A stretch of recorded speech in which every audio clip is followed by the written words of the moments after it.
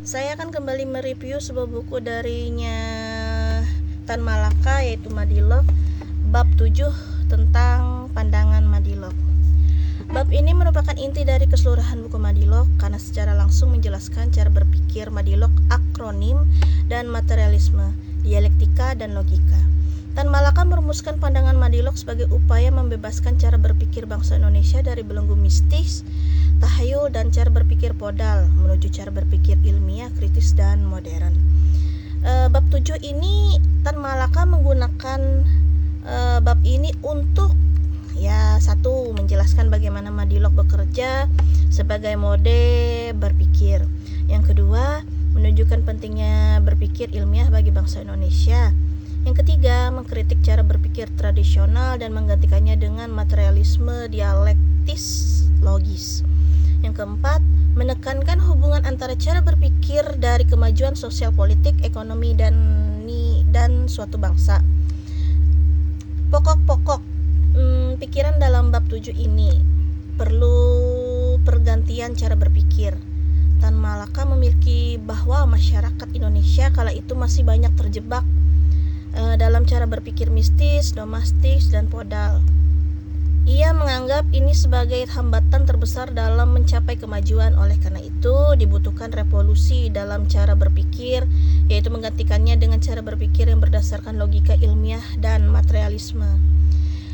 Jika bangsa Eropa telah maju karena memakai metode berpikir logis dan ilmiah, maka Indonesia pun harus menempuh jalan serupa. Begitu kira-kira pesannya. Yang kedua, yaitu Madilog sebagai alat berpikir baru.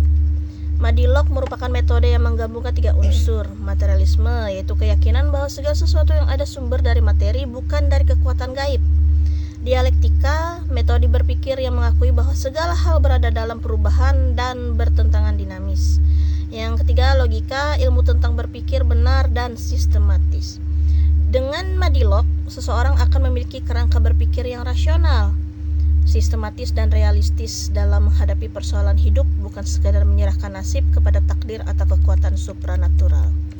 Yang ketiga, yaitu materialisme dalam konteks Madilog.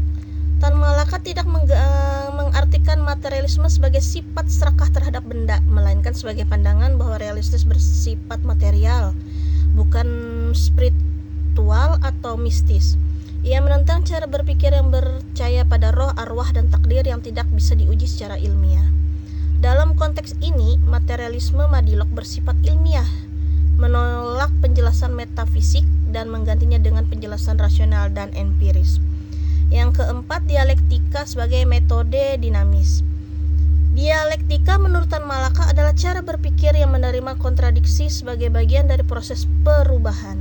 Dunia tidak diam, tetapi terus berubah karena pertentangan internal dalam dirinya.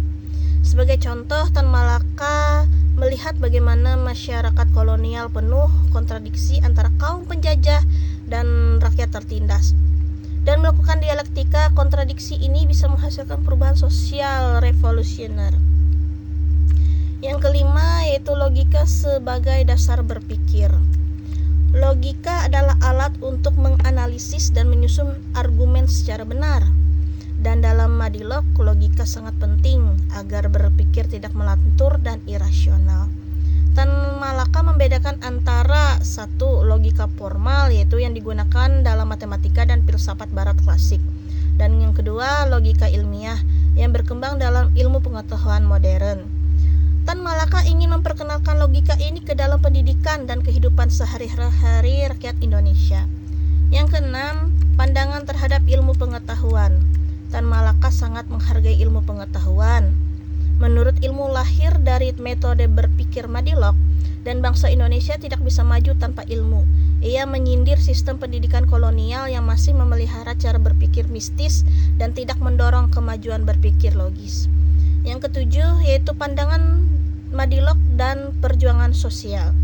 Pandangan Madilog tidak hanya berlaku dalam ranah pemikiran atau filsafat, tetapi harus diterapkan dalam kehidupan sosial dan politik.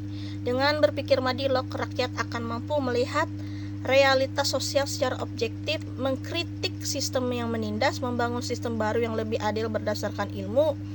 Madilog dengan kata lain adalah senjata intelektual untuk revolusi. Nilai praktis dalam pandangan Tan Malaka tidak hanya menyusun teori tetapi juga menekankan nilai praktis dari Madilog, meningkatkan kualitas berpikir rakyat, mengembangkan pendidikan yang kritis dan ilmiah, menghancurkan kebodohan dan ketinggalan akibat kolonialisme.